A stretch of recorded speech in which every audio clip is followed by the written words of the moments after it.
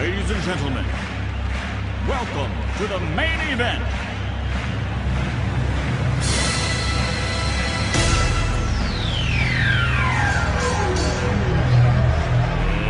Let's get ready to rumble!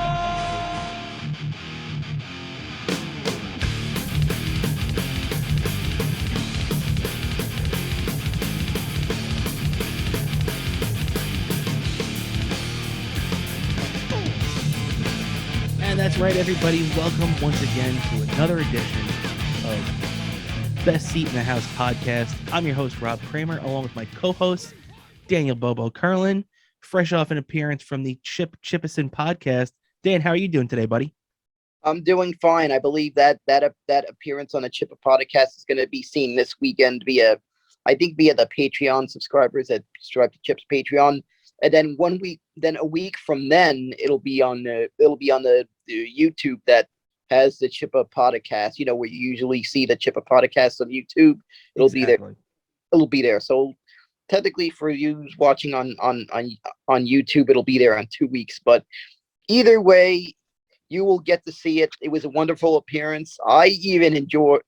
Even the guest was great, and of course, from the times I've met Zia, she's been doing a great job. So it was great people, and the guest, whatever Amy, she's been killing it on In Hot Water.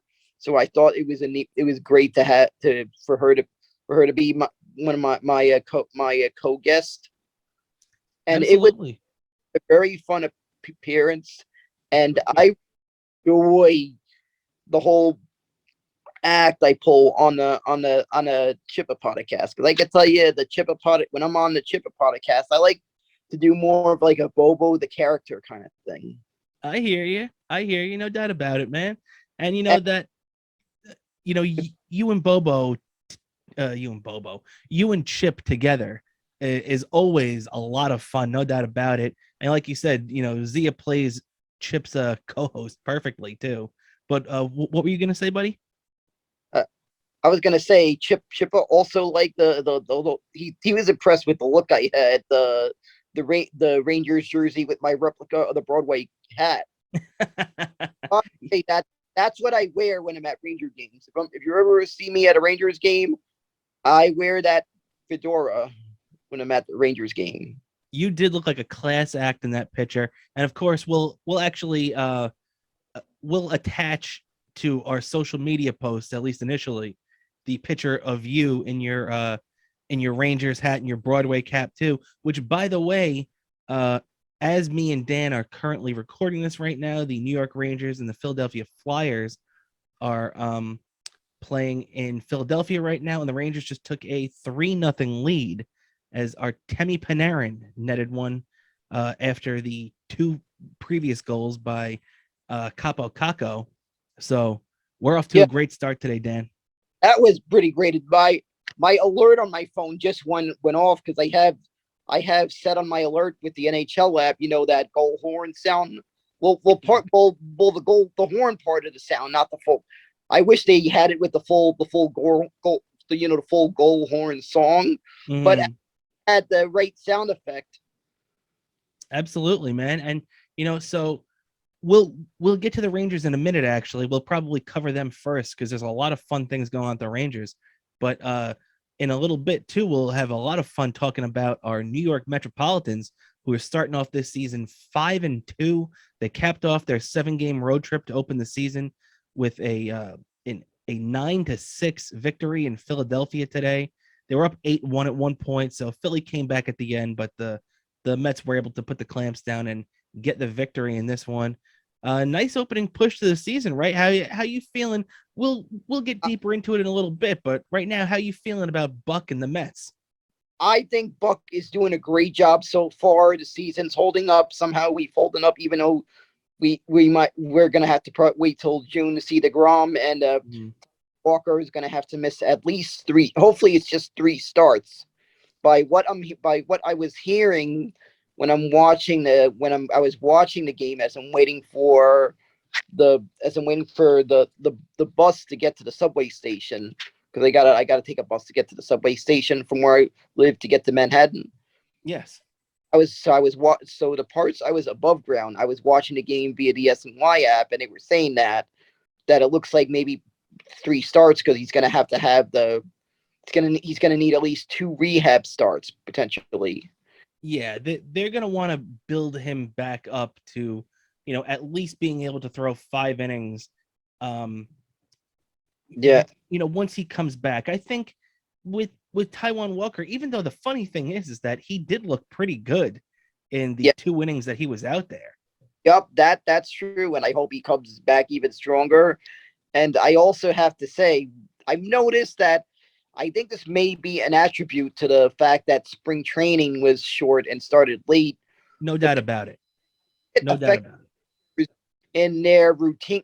They're getting ready for the season routine because I feel they want to have a certain amount of starts to be able to stretch themselves out. So right now we've kind of I feel like we've seen maybe I guess the first 1 or 2 times to the rotation we might see a lot of 5 and fly starts, but Yeah. I feel as it gets to May and June, we'll see pitchers really go the distance that we would expect them to go normally. Yeah, I agree. As we get further into this season, pitchers are going to be going deeper. And, even talking about Taijuan Walker, I think his rehab was even hurt a little bit because he didn't have the opportunity to report early to spring training and get therapy on his leg and do his rehab and, rehab with the team and the trainers and all this kind of stuff. So I think he was kind of behind the 8 ball with that anyway in the first place. So, it works out well for us that we have some depth in this starting rotation and we don't got to worry about, Taijuan forcing himself to come back early. Yep, that's about right. I also have to say one other little issue is that I feel like the bullpen maybe might be affected by that also. And I could tell you, because of that, what I said was the first couple of turns around a rotation, you might see a lot of 5 and fly kind of stuff. I feel that because of that, we have to be subject to the Mets bullpen. We all know how that is. Yeah. And Yeah. especially today's game, I'm happy we took 2 out of 3 from Philly, which is something I feel we needed to do. We need to win every series against Philly and Atlanta. But no doubt about it, because the team that has the best record against your division is usually the team that comes out on top. We saw it, last year, the Braves had the best record, the Phillies were second, and the Mets were third. And of course, that's how the division ended up playing out. But we'll get into the Mets a little bit more in depth in a little bit. But, me and you we're coming in hot right off the bat here right now. Obviously, we're pumped about our teams. But before we really get into everything, let's do our little intro, Dan. Give yourself your Twitter plug and anything else you'd like to plug right now. Of course, I'd like to plug, my Twitter account, Bobo103NYC. Also on Instagram, Bobo718DK. And of course, you could also see me on YouTube, Daniel Kurlan. It's one word. I have plenty of good stuff there on YouTube. I'm actually going to be filming some stuff. I even have some stuff planned for opening day. And I also plan on doing some fun little promos for this very podcast that all of you are watching right now. So I got some good stuff planned during the season. And as the weather gets warmer, I might even want to invite you, Robert, for some of my video ideas. Absolutely, buddy. I'm always up for that. No doubt about it. Only right to have my co-host part of the fun also. Exactly, man. So, a lot of fun things off the bat here. Obviously, we're just talking right at the top about the Rangers and everything. So let's dig into them a little bit. As we've mentioned, we're following this game closely right now. Rangers are up 3-2 right now, about 5.5 minutes left in the second period. Let's start off with this. Last night, they played Carolina. I know you didn't get to follow the game too closely because you were at the Brooklyn Cyclones opener last night, but tough game, man. Tough game, losing 4-2 to the Hurricanes. first game against them in our building this year. The previous 2 contests were held in Carolina. Now we're having one more game against them in our building later this year, before the end of the regular season. So tough 4-2 loss last night. What are your thoughts coming out of that game last night? I just feel maybe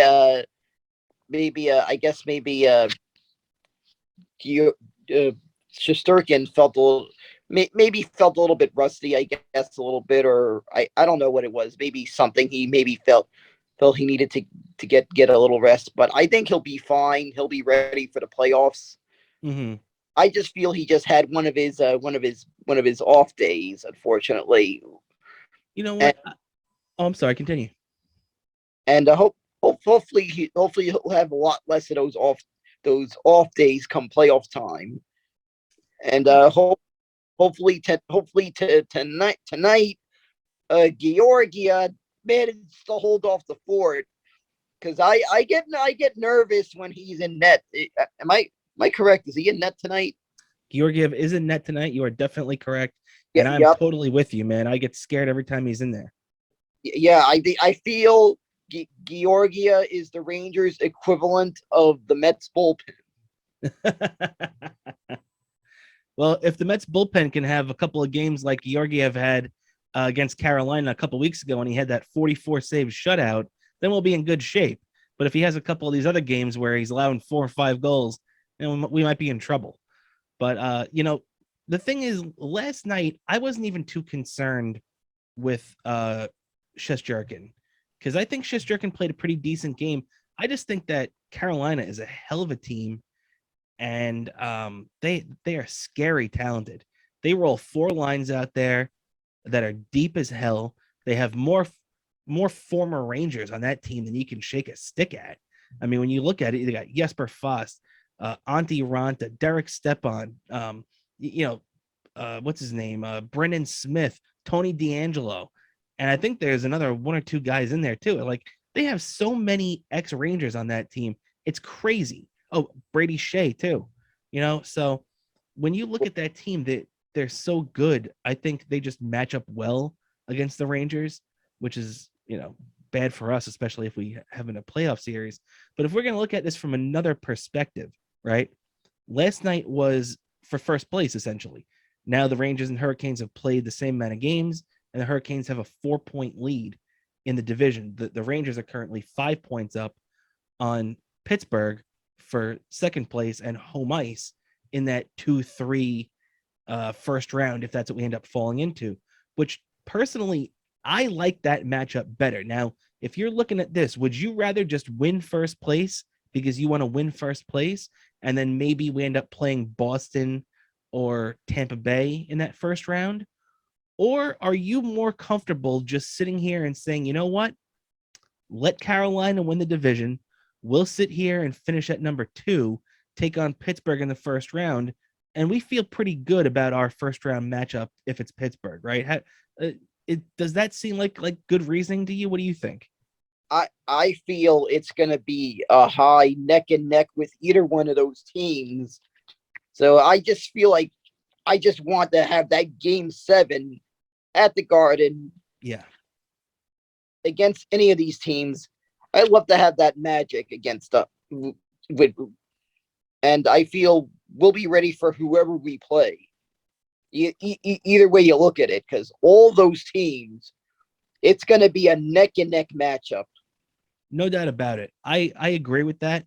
The only thing is, I would be very nervous going into a 7-game series against Tampa Bay. Tampa Bay, not only have they won the last 2 Stanley Cups, they're a great team with one of, if not the best goaltender in the league, one of, if not the probably not the best player in the league right now, but he's right up there in Steven Stamkos. They have so much talent. Kucherov up and down that lineup. You could pick these guys' names. Braden Point is, especially in the playoffs, on a different level. What I would think that would be a very bad matchup for the Rangers in the first round, only because the Rangers are so inexperienced now when it comes to the playoffs. When you look at all these guys who, I mean, look, technically you could say Shesterkin has played a playoff game as a Ranger, but let's be honest, that was in a play-in series that was in front of no fans in Toronto, where the Rangers got their butts kicked and they were down 0-2 when he came in anyway, so it really didn't matter. This is going to be guy with a playoff experience in our team. I think we had, if I recall, Chris Kreider has been with plenty of Ranger teams that were in contention. Oh, no doubt so about I it. feel Chris Kreider might be, he might really be, hopefully, a good influence on the players that on having playoff experience in this uniform. That's true. And Zibanejad, if you remember his one of his first years too, the Rangers got to that second round against the he was never in a conference final run or on that Stanley Cup run when the Rangers went and lost in the Cup final to the Kings, but he came shortly after that and was on that team that ended up losing in the second round to the Ottawa Senators. The other thing is the Rangers do have, like you said, a couple of guys who still have that playoff experience. Even Barclay Goodrow, has 2 cups from playing with the Tampa Bay Lightning the last couple of years. But still, when you look at guys like Shesterkin, guys like Lafreniere, Kakko, all of our young defensemen, Adam Fox, like we said about Shesterkin, sure, he got that little taste in Toronto in the play-in, but no fans, nothing really. So this is Fox's first real playoff series. This is Keandre Miller's first real playoff series. Braden Schneider is only 20 years old. All these guys. That's where I do think another guy like Braun, who they brought in from Philadelphia, is going to really be able to step in and help as the 35-year-old, like almost like a coach, but in the players, but he's still a player. I think he's going to really help a lot of these young guys with their positioning and their play in the playoffs. So I'm not saying that it's impossible, but I'm just saying that, especially if they draw like Tampa Bay Lightning, I would not like that matchup. But hopefully, just like we had last year was sort of a year at Tampa Bay, I'm hoping this year's a year of New York. It could be, man. It definitely could be. I mean, And I just want to remind people, I hope these people in Tampa are ready, because if the Rangers play against Tampa, I'm sure it'll be a lot of Rangers blue in that arena. Florida's like the 6th borough. Very true. Very true. Although I will you can actually buy the New York Daily News at some supermarkets in Florida. Yes, I've done that. And the Post. Yeah, and the Post. I've actually found myself being in my uncle's backyard in Florida reading the New York papers. Yeah. Yeah, no doubt about it, man. And the one I still, though, I don't really want to admit this, but I guess I will. I'm still scarred from that 2015 series against them, against the Lightning in the Eastern Conference Final, when they beat the Rangers 2-0 at Madison Square Garden in Game 7. So that's for sure. I felt like I was silent the whole weekend after that Friday. Oh, that just felt like a punch to the gut. That was so terrible. And for all intents and purposes, really, that was the end of the Lundqvist era of our great deep playoff runs. Sure, we had that one little, run 2 years later where they lost to the Senators in the second round, but they never got to the conference final again. And it still bums me out to this day that Henrik Lundqvist had ended up becoming the Dan Marino of hockey. Yep, and the Patrick Ewing of hockey. and the Patrick Ewing of hockey is another one I could say with greats that have never won a championship. Baseball, I guess you could say. I'm gonna say Ken Griffey Jr., because he was one I remember seeing in my lifetime that was great that never won a championship. That's true, and Barry Bonds. Barry Bonds never got one. I'm not gonna quite say Barry Bonds. You could put an asterisk next to him. That's true. Hank Aaron is the true home run king. I am with you on that, brother. You could even show this to the people of Atlanta that I said Hank Aaron is the true home run king. You got that right. Hank Aaron is definitely the true home run king. As a matter of fact, now we mentioned Hank Aaron, just on on a side note, today is the anniversary of Hank Aaron's major league debut. He debuted on this date, April 13th, 1954, and went 0 for 5. He hit a lot of home runs after that, no doubt about it. But on today's date, in 1954, he went 0 for 5 in his first major league game. So food for thought, everybody. As we're talking about the New York Rangers here and bouncing around a little bit as the second period in Philadelphia just comes to an end. Rangers have a 3-0 lead. I'm going to do a quick score check, too, as the New York Yankees were down early 3-0 to the Toronto Blue Jays. They just erased that deficit, putting up 3 runs. Anthony Rizzo went deep and Aaron Judge went deep. So 2 big home runs for the Yankees to help knock that deficit off. 3-3 in Toronto. So as we're going around here right now, before we move on from the Rangers, Dan, I do want to talk to you. How cool was it the other night to see Chris Kreider score his 50th goal? That I have to say was so cool. For one thing, when he first came up to the Rangers in 2012, I remember seeing a Twitter account, a tweet from the Rangers on my birthday of all days. My birthday's April 30th. It was a Twitter account where the Rangers were wishing Chris Kreider a happy birthday, and they said, "Oh shit, a guy on one of my favorite sports teams celebrates his birthday on April 30th, and my birthday's on April 30th." I thought that was so to the point that I wished him a happy birthday. I said, "Hey, Chris, happy birthday, fellow April 30th born." I'm honored to share my birthday with someone on the New York Rangers. I told him. I don't think he ever responded, but I hope he got to see the tweet. And Chris, feel free to stop by, say maybe make a guest appearance on Best Seat in the House someday. Maybe send me and Robert some signed pucks. Autographed by Chris Kreider. And you know what, Chris? Actually, even if you don't want to send us a couple of those signed pucks or anything, we'll take a couple of game-winning goals in the playoffs. Yep, definitely. Hopefully, make some new memories. Hopefully, I'll get to wave at you while you travel down the Canyon of Heroes on Wall Street. Yeah, it's been a long time since we had one of our teams go down the Canyon of Heroes. Last time I experienced that was when the Giants won Super Bowl 46. Yeah, 2011, actually February of 2012 was the last time that you got to experience that, right? Yep. Well, technically it's a 2011 season. Yeah, even though Super Bowl happened in 2012, but for all intents, historical purposes, we classify that as the 2011 season. Of course, as you know, football. How do you do football? All the merchandise and everything says 2011 champions. Now, for me, the last time I saw my team come down the Canyon of Heroes was the New York Rangers on, I believe it was June 17th, 1994. So, but a 12 years old me was at that parade in the audience. I begged my mother to let me miss school, and somehow she got the okay to miss work, and she took me to see that parade.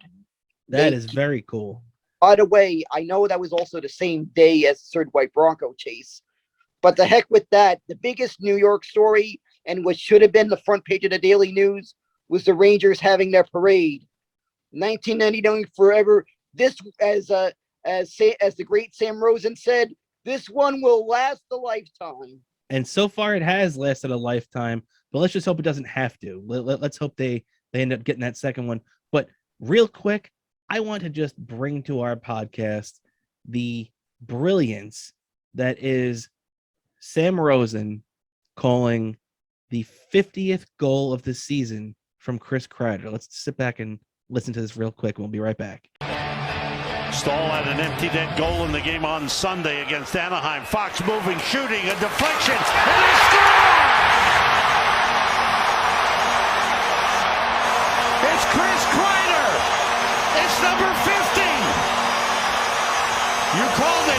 take a moment, take a breath, and watch it. Yeah, Rangers win the face-off. Fox gets the puck through. There's a rebound, nice and low. And Kreider, as he's done so many times this season, gets there. And that, ladies and gentlemen, is Chris Kreider scoring his 50th goal of the year. He joins a short list of Rangers to score 50. I mean, we've seen 3 of them in our lifetime. Obviously, in the Cup season, Adam Graves scored 52 to set the record. Then we saw Jaromir Jagr in 05-06 break that record and score 54. And, of course, the original 50-goal scorer for the Rangers was Vic Hadfield in 71-72. But Chris Kreider joins that short list of New York Rangers to score 50 goals. Just a really, really incredible season from Kreider. 25 power play goals, breaking the record of Jaromir Jagr, which is 24. He's only 4 goals away from tying Jagr. And before we move on from this, Dan, real quick, a prediction. Do you think that Kreider ties or breaks this record, or you think he is somewhere between 50 and 53? I'm pretty sure there's enough games that I feel like he could easily tie or break this record. And maybe to a little extra measure, I feel I would not be surprised one day if I see Chris Kreider's name and the number 20 hanging in the rafters of Madison Square Garden. No doubt about it, man. Chris Kreider is one of the best homegrown Rangers over the last, what would you say, 40 years, really? 30, 40 years? Yeah. I mean, Yep, exactly. The only guys you could put in that category would be, Brian Leach definitely is up there.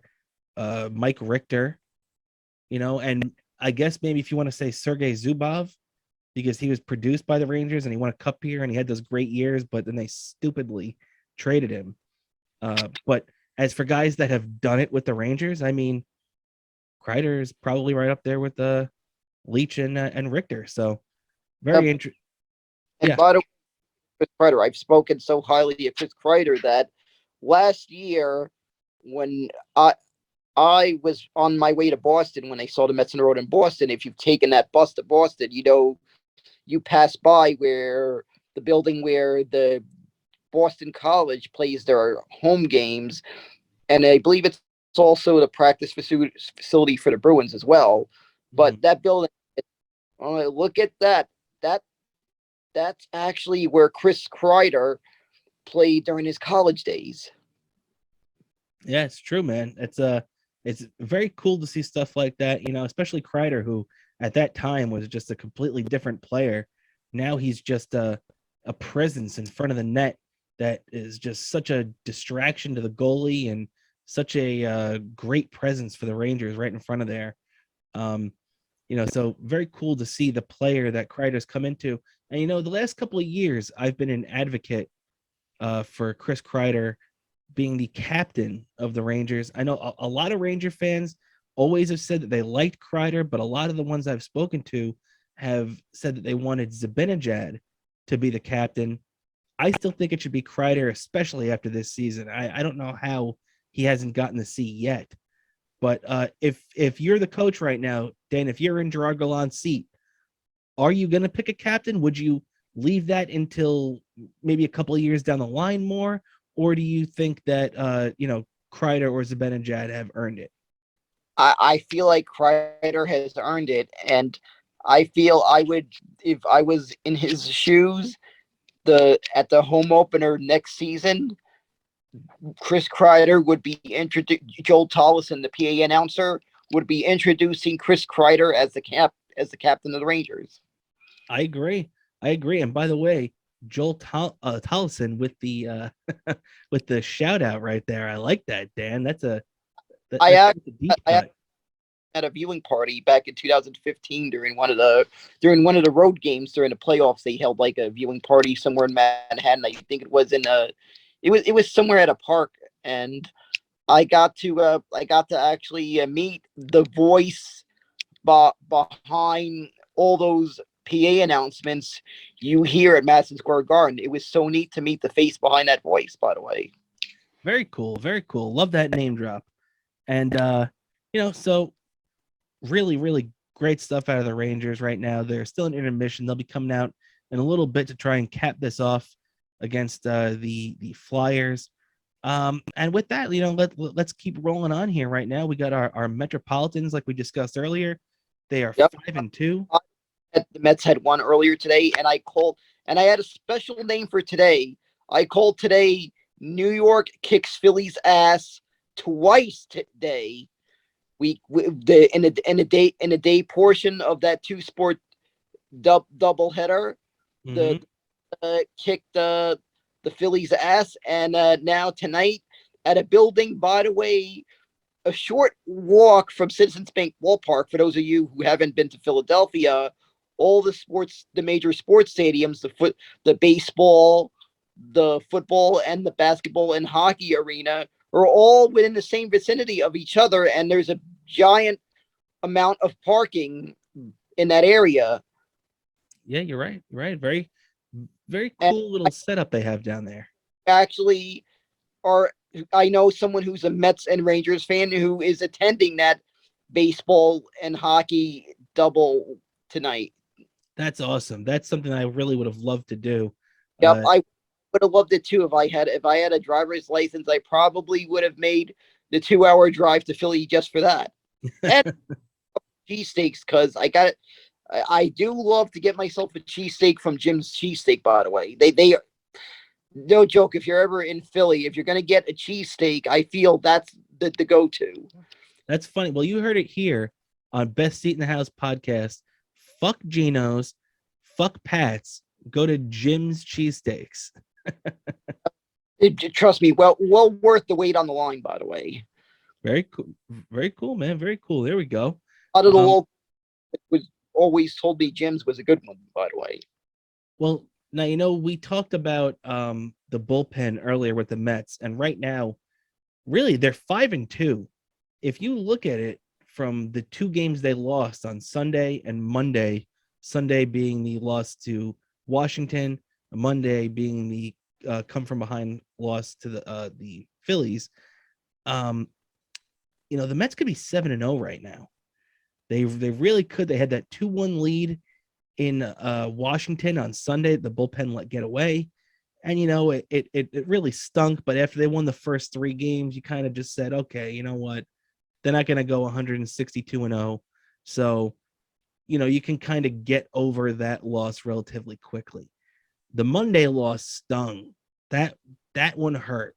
That one hurt. Believe me, I felt some of the most gut-wrenching losses I've experienced in sports have been to teams from Philadelphia. I've seen too many losses. My Giants have had some terrible losses against Philly in my lifetime. I've seen so many losses with my Mets to the Philly in my lifetime.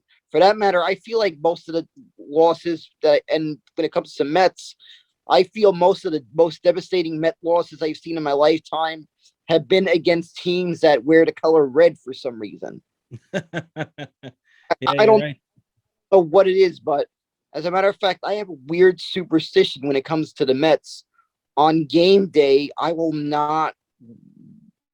make sure not to wear I could wear a Met shirt. Doesn't matter what color the Met shirt is, but if it's a non-Met shirt, I sometimes a lot of times like to steer away from a shirt that's the color of the opposing team for whatever reason. Yeah, I don't blame you, man. That's for fact, like protocol I do with away games. I'll either wear my Mets jersey, or if I wear a shirt, depending on the color of the team, because I want to make sure that I stick out as a Met fan. If the opposing team wears red, I'll wear blue, and if the opposing team wears blue, I'll make sure the shirt I'm wearing is orange. There you go. Color coordinating, people. Color coordinating. In fact, it kind of made myself even more visible when I sat pretty much behind home plate when I saw the Mets in Milwaukee. Yeah, no doubt about it. You You were very visible there. I remember your that your time in Milwaukee. Even Curtis Granderson noticed you. Yep, exactly. With that Met flag. Also, my mom could hear me chanting "Let's go Mets." I rewatched the broadcast when I got home because I recorded it on my DVR. Yeah. I could hear myself. My mom during the game was texting me, said she could hear me because she was watching the game back home in New York. I think I even got a shout out from the Twitter account, Mets booth, which is run by the behind the scenes guys in the Mets radio booth. Because I thought it'd be a nice little gesture to say hi to them on Twitter, because right above me, like right behind me, like right above me, I was able to look behind me and I could see the Mets TV and broadcast booth. So I said, "Hey, hi! I'd like to say hi to you guys from where I'm sitting at the ballpark today. Yeah. I made the trip all the way from New York to support my Mets here in Milwaukee tonight." And they gave me a shout out saying, "Hey, thanks from we like to say from everyone here in the broadcast booth, thanks for making a trip." Even the Mets responded to a tweet I had posted. I took a picture of myself in front of Miller Park holding my Mets flag. The Mets thanked me for making the trip. And not only that, the Mets, ever since that day, they followed me back on Twitter. The Mets follow me on Twitter, by the way. Very cool. Very cool. I still haven't gotten the Mets to follow me back on Twitter. So so that's one thing you got over me there, buddy. But hey, right now I think we can both say pretty happily that the Mets are 5-2. There's still going to be some early season bumps in the road. Not like we said earlier, we're not going to go 162-0. So there's no reason to to sit here and lament these two losses they had. Yeah, don't pay just yet. Plus that how can I not be excited, because I'm going to be at opening day on Friday. Exactly. Yeah. You got to be happy. And the Tom Seaver statue. Yep, I'm probably going to get my photo next to the statue because I'm also going to be at the game the next day. I realize it's probably going to be a little bit too difficult to get a photo next to the statue on opening day because they have to set up, and then they got to remove all the seats for the VIPs and stuff after the ceremony for the statue. So I'll make sure to get my picture the next day. As a matter of fact, I hear, because if you know the area around Citi Field, it's probably going to be difficult to have a crowd of fans watching the unveiling ceremony because they got to make sure they have the space by the VIPs. So I'm probably not going to be able to give. I'm probably not going to watch the ceremony in person. I'll probably have to watch it when I get home because they are going to air it on SNY. So. Mm-hmm. I have my DVR set to record it, so once I get home from the game, I'll go watch it. Well, and even actually, if you're on the way into the stadium too around that time, you can even watch it on your phone on the SNY app. Oh yeah, that's right. I forgot. I got the SNY app. I might be able to watch it while I'm on my way to Citi Field, because the whole trip's my whole route to Citi Field is above ground because I just take a bus and I transfer to the 7. So it's like I have an above ground trip. No underground, losing signal underground on my way to Citi Field for me. I hear you, man. And I have to shout out to everyone in Woodside. I grew up in Woodside, so I got to give a shout out to Jimmy Jacobson of Donovan's Pub in Woodside. Which, by the way, if you're looking for a good place to pregame before the Met game, it's actually a couple of subway stops away from Citi Field. Oh yeah, and you gotta love Donovan's Pub. You've been talking about Donovan's for years, and Donovan is one of the best ones around there, no doubt about it. Yeah. So, and with that, buddy, we're coming around here now. Just to check in on the Yankees score. The Yankees are 3-3 right now, heading to the 7th inning. They got a decent start today at a Garrett Cole, 5 2/3, 3 runs, 1 walk, 6 strikeouts. So, before we move on from the Mets here, what'd you think about Scherzer today? 5 innings. He was really battling today. He started off with a couple of walks in that first inning and everything, but I think he really gutted it out. He was talking about how his, after the game, he was talking about how his hamstring had really progressed and really was 100% today for him. But he was just, he said he had gotten so comfortable with pitching with his leg not feeling well that it was kind of an adjustment today to be pitching again with his leg feeling well. So once he said that, it kind of really made sense. But what'd you think today? It looked like he was fighting himself a little bit out there today. I feel like it's kind of like DeGrom, where DeGrom usually seems to always manage to find a way to battle through, even on his not so great days. He finds a way to still do what he needs to do to hopefully get his team a win. I feel Scherzer has a bit of that. Also, I got to say about Tyler McGill, I saw this guy play when he was on the Brooklyn Cyclones, and so far from last year even to this year, he seems to have that same presence, that same aura that I remember when DeGrom made his Mets debut. So, and he's been pitching pretty well. I ever feel he's going to have a pretty good year this year, the McGill, if everything goes as it has so far. Dan, I think you really just made a great comparison there, comparing him to early DeGrom, because, one thing I remember when DeGrom first came up was everybody. What's that? I was at his MLB debut, by the way. Against the Yankees. I remember you saying that. Yes.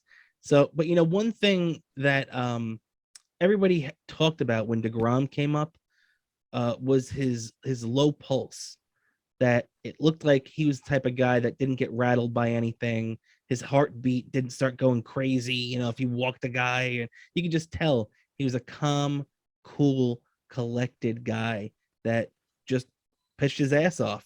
And that really reminds me, I think you really nailed it with Tyler McGill, because we've already heard Buck Showalter say on numerous occasions how impressed he is by, once again, this kid's low pulse. He's not getting himself all worked up. And, when you get yourself all worked up like that, sometimes that leads to you making mistakes and getting hit hard and, getting knocked out of the game. And that hasn't been the case with McGill, as so far he's thrown 10 1/3 shutout innings. He's the only pitcher in baseball, actually, that's thrown over 10 innings and is not allowed to run. Take that stat for what it's worth, but it's true. And it's just it's really cool to see this kid up there battling. And I think we're seeing much more of the Tyler McGill that we saw at the beginning of his stint with the Mets last year, as opposed to the second half of it, because I think, especially after, especially minor leaguers not really doing anything in 2020, I think by the time mid to late summer came around last year, I think he was getting really tired, and it was very visible. I think also with Taijuan Walker, we saw this, but I think now he's refreshed. He's got that season under his belt. He threw just about 90 big league innings last year. He's going to throw probably more than that this year. And I'm very happy with what I see out of this kid. Yeah, we might be seeing, I think I'm correct, he's eligible for Rookie of the Year, right? I don't think he is, because I think the cutoff is 50 innings. So, and I'm pretty sure he threw 89 last year. So wasn't sure how many innings it was for pitchers. I know it's like 50, I think it's 50 at bats for position players, but I wasn't quite sure the pitcher criteria, but still he's having a great year. Oh, yeah. Far. I hope it continues, and we might finally have that killer rotation we've always dreamt of having. Exactly, especially like you mentioned, when once DeGrom comes back and everything and joins that rotation, and it just shows how deep the Mets are right now. Because look how great David Peterson looked out of the bullpen the other day. David Peterson threw 4 shutout innings and looked like he didn't even break a sweat. Obviously, we've seen Tyler McGill go out there twice so far. He's 2-0 with a 0 ERA. And these are two guys who, if it wasn't for DeGrom and Taijuan Walker's injuries, would be in AAA right now. They wouldn't even be in the big leagues. So it just shows how deep the Mets rotation is right now, finally, for once. That's for sure. And I got to say something to Sports Illustrated. please wait after the Mets win the World Series to put any of our players on the cover of your magazine. Wait till after me to buy a Sports Illustrated subscription so I can have hopefully the New York Mets World Championship collector's edition. I've been waiting for that reason for the Mets to have to necessitate me buying a Sports Illustrated subscription, because whenever one of my favorite teams wins a championship, I will buy a subscription to Sports Illustrated to get all those little collectors extras that come with it. Last time I did that was when the Giants won Super Bowl 46, by the way. I still have that. I have that collector's edition. I got the 94 Rangers stuff, and I got also the 2007 New York Giants stuff also. Very cool, man. Very cool. And just to finish up on this for a sec, all this talk about too, we haven't even talked about Chris Bassett, who is going to be starting the home opener on Friday. I really thought Bassett looked so impressive in his first start. I was so impressed, so thrilled with his outing. I think he's going to throw a great game tomorrow. What are your feelings on Bassett? I mean, the guy just... I think Bassett's been pitching great so far. Even someone from Oakland was telling me, he said, quote, this is quoting what he said. He said, "Thanks to our cheap ass owners, you got yourself a very great pitcher," but he said. He's definitely right about that. And actually, the kid they gave up for him, Adam Aller, started the other night for Oakland and didn't make it out of the second inning. And you just kind of feel bad for that kid because he was pitching in Double-A last year. And yeah, he was great. Yeah, he ended up going up to Triple-A after that. But this is a kid that started last year in Double-A and had a great year, no doubt about it. But now he's in Oakland, and it seems like they're just kind of throwing him to the wolves a little bit.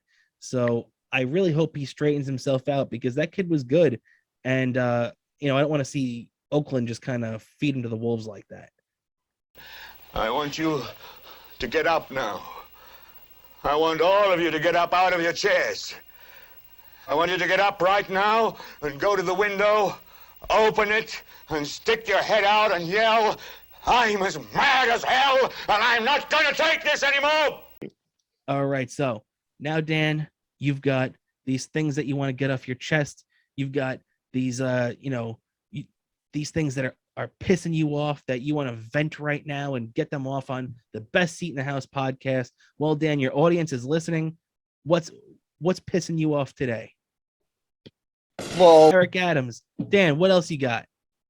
And I got one more thing, and thank God this is the last time I'm going to need this. I understand I probably would really have to rely on the ESPN Plus if I lived outside the New York area to watch my Rangers, because the NHL merged their streaming of out of market games with ESPN Plus. ESPN Plus exclusives. The similar reason to the Apple TV. I don't like having to rely on Wi-Fi feed and having to pay for another thing to make sure I can get every game, even if I live in the area, because of those exclusive games. Yep. I last week, and I'm glad this is at least for this year, the last time I'm in this season that I'm going to have to rely on ESPN Plus to watch a Rangers game. The rest of the way, I'm going to be able to watch on a TV on one channel or another. Yeah, it's funny you mentioned that too. I was wondering to myself what the Rangers were going to do for the playoffs. So I'm hoping they don't keep it on, because the first round I was worried that maybe they'd stick on ESPN Plus or something like that. Let's keep our fingers crossed. Not though. Found out all first round games are going to be on MSG. So as always during the first, we have Sam and Joel Nicoletti calling the games for the first round. The rest of the round are going to have a combination of the TV networks that you'll be seeing it. I believe some of the play games are going to be on TNT, ESPN, ABC, and USA, I think probably. ESPN2 possibly. And I believe if things go our way and we get to the Cup Finals, some of the Stanley Cup final games will be on ESPN, and some of the Stanley Cup final games will be on ABC. So I feel like if you have TV and you got cable, we should be able to watch the entire Rangers playoff run, and hopefully I'll be watching and I'll have a very thick playoff beard, because when the Rangers make the playoffs, I don't shave that whole playoff run. And by the way, I don't know if I know in the past they've done the beardathon thing for charity, raise money for the Garden of Dreams Foundation. Mm-hmm. If they're going to do that this year, but if they don't, I got to figure out a way to set up this way. Maybe people can also join me in donating to the Garden of Dreams Foundation in my name, because I want to do that. It's a great foundation. They do a lot for a lot of children that are going through life-threatening issues that are in the hospital. They really do a good job brightening the day of those kids, and a lot of those kids return the favor also when they once they've made it through whatever they went through and they've grown up, they've helped support that charity as well. And absolutely, man. Charity I'll donate a little bit to them. Every little bit helps. I'll donate to them, and I encourage all of our viewers to donate to them in the Best Seat in the House podcast name. You got that right, buddy. And we'll definitely be promoting that on the podcast, no doubt about it. Especially if they're doing that this year, no doubt about it. So once the first game of the first round starts, I will not shave for as long as that playoff run goes. Absolutely, man. All right, so there we go, Bobo Kurlan. He's getting that off his chest. He's getting these things that are pissing him off his chest. That's all you got, right, buddy? Yep, that's right. And I gotta give a big shout out to all the police and firefighters and our servicemen and women who are working hard to protect us all over this country. That's especially, I got to say this, especially as a relative of retired cops. You got that right, man. And my dad and my uncle, my dad was a cop for over 30 years. My uncle is about 25 years right now. So I totally get it, but we are not quite done yet. We're coming to the end right now, but I want to cover two more things with you before we call it a night, my friend. Real quick, couple of quick hits. First, the Yankees. We talked about the Yankees briefly earlier, as Garrett Cole made his second start of the year. Thank God for him. Billy Crystal was not in attendance, because we all know that he was not too happy with Billy Crystal delaying his first pitch by about 4 or 5 minutes last game. But right now the Yankees down 4-3 in Toronto. They had Berrios on the game for them tonight. But that's the Yankees are still in it right now. 8th inning, 4-3 Toronto. What are your thoughts on the Yankees this far in the season? Has anything you've seen from them changed your mind on them, or do you still think they're in that 85 to 90 win range? I feel they're in that range. I don't know about. I kind of sketchy other starting pitching right now.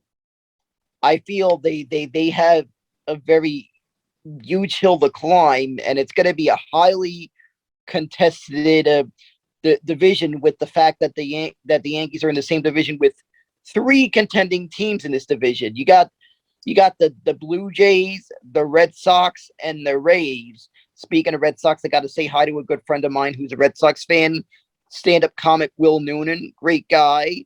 Noonan is a great guy, no doubt about it. Very funny. He even joined me and Stevie Lou for lunch before I headed on the bus back to New York that time when I saw the Mets on the road in Boston. He wanted to hang out with us because he couldn't make it to the game the night before because he had some comedy commitments, understood, and he joined us for lunch before we headed on the bus back to New York. So shout out to Will Noonan, great guy.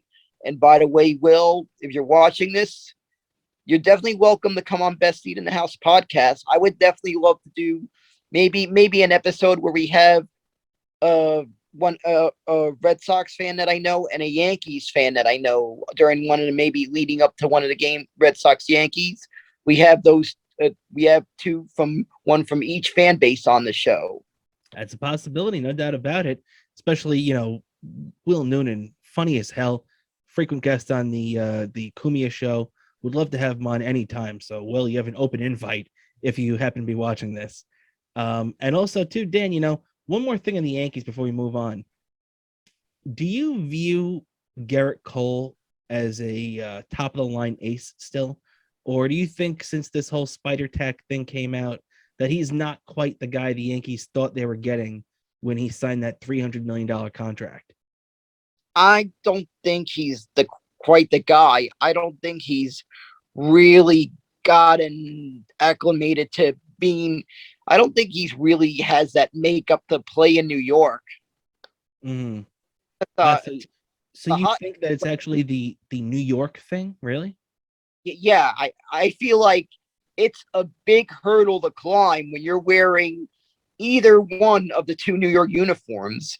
If you have any version of the NY, whether is it the orange interlocking NY on my hat or the white interlocking NY on the cap of the Yankees, it is a big hurdle to climb. And so far, I feel like Cole hasn't quite really been able to handle that hurdle yet. Yeah, I mean, you're not wrong because he's he's had his moments as a Yankee, but nothing close to what he had done with the Astros when he really kicked it into another drive with Houston. So I do think that there's a lot of things right with what you said. I picked him to win the Cy Young this year in our show a couple weeks ago that you can look back in our archives and see what our choices were. I did pick Cole. I thought he was gonna start this season a whole lot better than he has right now. He's kind of got bit by the Red Sox and Blue Jays early in both his starts so far, but I think that he still has the time to straighten himself out. But boy, if it's the weight of that NY on his hat and on his shoulders that is what you're talking about, that is going to be a tough contract for the Yankees to swallow. Paying him $30+ million a year for 9 years. Right now that this is the third year, so he's got 6 years left after this year. So that's going to take him well into his 30s, and the Yankees better hope they're getting some bang for that buck. And so all right, with that, we're moving on to our final subject of the night, Dan.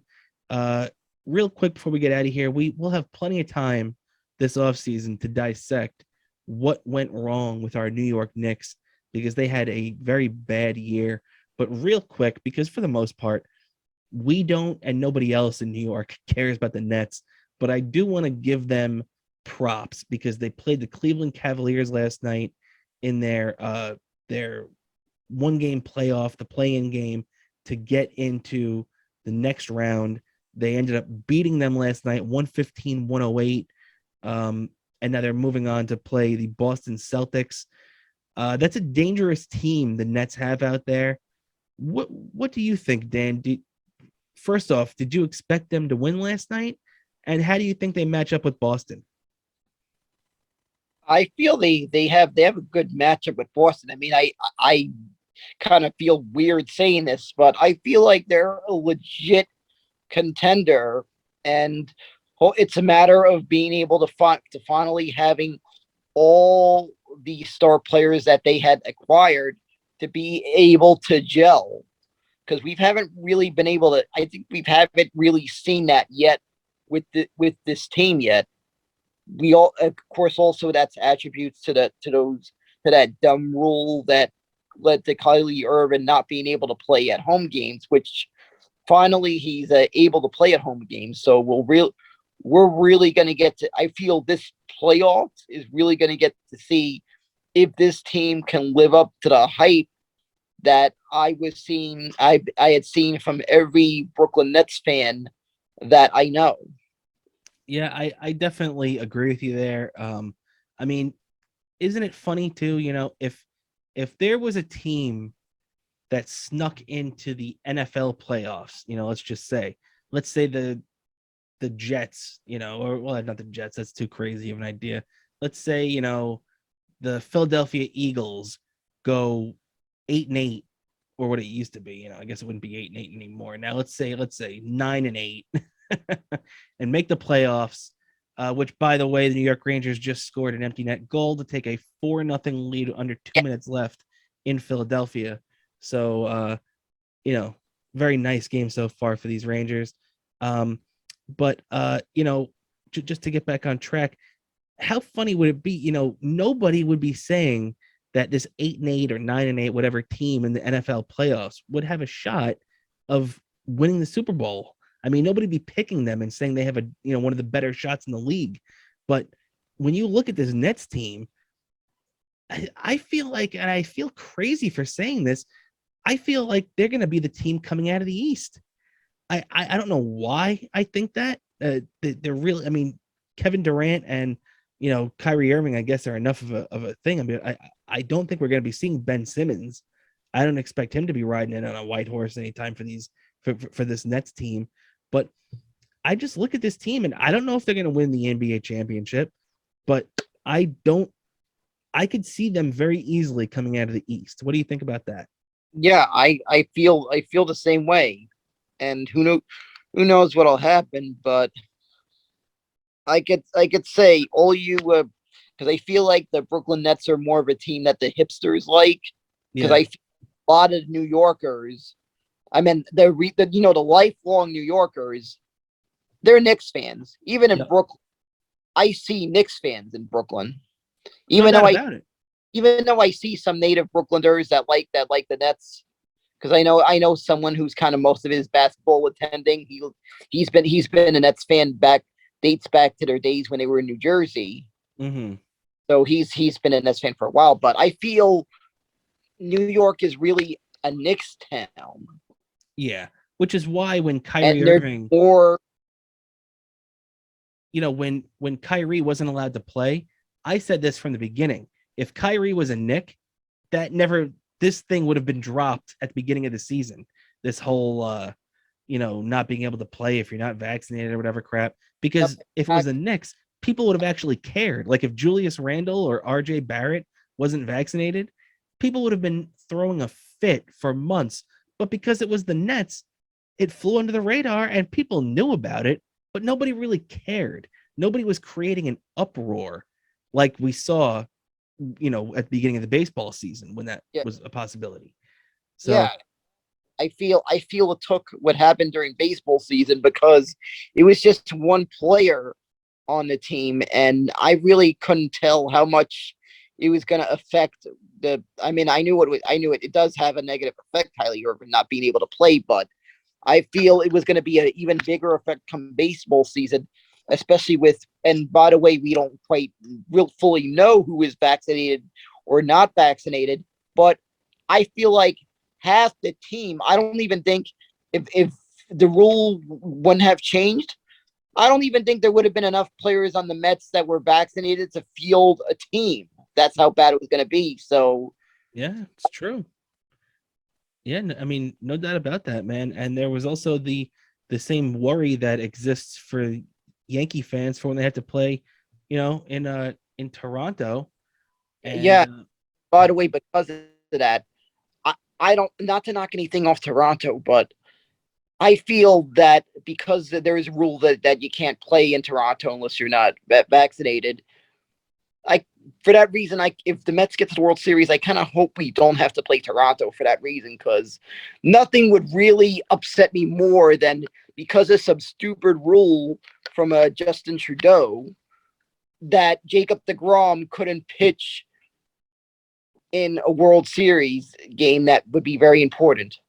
I agree. I actually feel strongly enough that because of this ridiculous rule in Canada, the Blue Jays shouldn't even be allowed to play home games in Toronto until that rule's lifted. They should do what they did last year and play all their home games in Dunedin at their spring training complex in Florida. Yep, exactly. And by the way, I'm not knocking anything off of people who are vaccinated. I feel if you feel you should get vaccinated, do get vaccinated. But I feel people have the right to make it their own choice. Yep, I agree. 100%, man. Not be punished for that choice. There are people who lost their jobs because they believed in that choice, and that really sucks. I actually know someone who lost his job because of that. I know a fireman who lost his job because of that.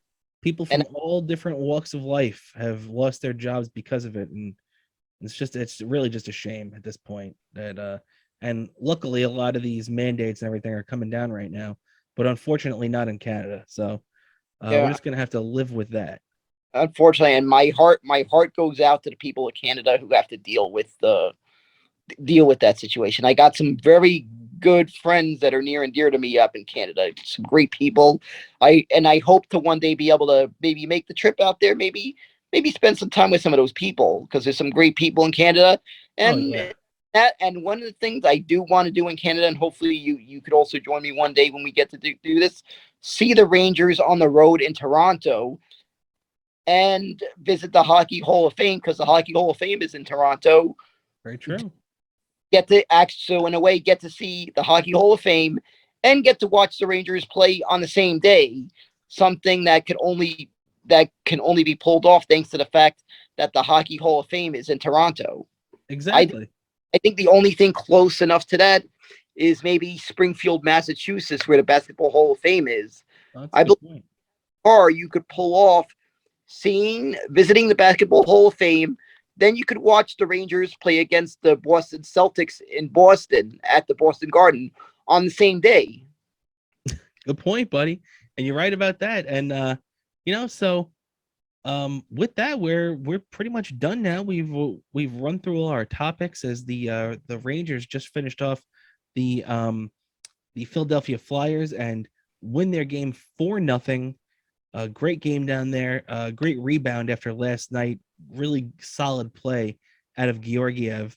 So really great to see the Rangers still coming up big. Now they extend their lead to 7 points over the Pittsburgh Penguins for that home ice in the first round. And by the way, I have to say, with that victory, when it comes to New York versus Philly, we are the best end of the New Jersey Turnpike, by the way. No doubt about that, man.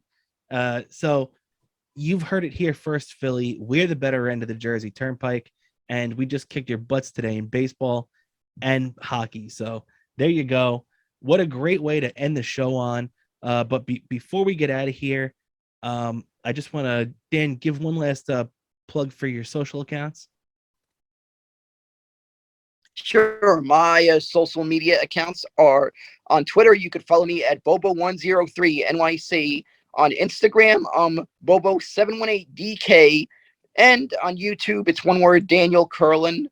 I got videos on that account also. There's going to be even some more stuff, even some stuff with both me and my co-host, Robert. I can't wait to film some of this stuff. I've been typing some scripts and little notes of some ideas. I can't wait to make some of these ideas come to fruition, because I'm just really excited about some of the things, including for this show. By the way, one more potential guest, maybe shout out. I've been loving this Japanese rock band called Bandmade. I didn't expect I would like this band when I saw the thumbnails on my recommended links, but I said, you know what, let's click on it. They're great rockers. Yeah, they're the ladies. They perform in maid outfits, but they're talented rockers. Like, I watched some of their live videos, and they freaking rock the house. And Very cool. Live on October 28th in I think it's Irving Plaza in Manhattan. I'm gonna see them live. Wow. And Robert, I actually recommend you check out some of their videos, because they're pretty great. I actually even imported some of their albums. I imported some of their albums from Japan as well. Very cool, man. Very cool. So everybody, if you can, check that band out. What's the name of the band again, Dan? They're called Bandmade. And by the way, if anyone connections that happens to know any of the members of the band, please definitely come on our show someday. Maybe we could find a way to get to maybe set up some place that they can do, maybe perform a couple of songs on our show. That'd be nice. Very cool. Yeah. And the longer we go, the longer the show keeps going and the bigger following we get and everything. We're at some point, I don't know when, but at some point we're going to be looking to do a live show, hopefully soon, and together get us off Zoom. So we'll be doing a live show at some point soon. So who knows? Maybe Bandmade will be playing our live show. We'll have to get in touch with them. If you can, check Bandmade out. I know I'll be checking them out to see how they look. Dan, also, like you gave your plugs, I'm just going to give mine real quick. My Twitter account, you can follow me at Kramer New York. That's Kramer NY.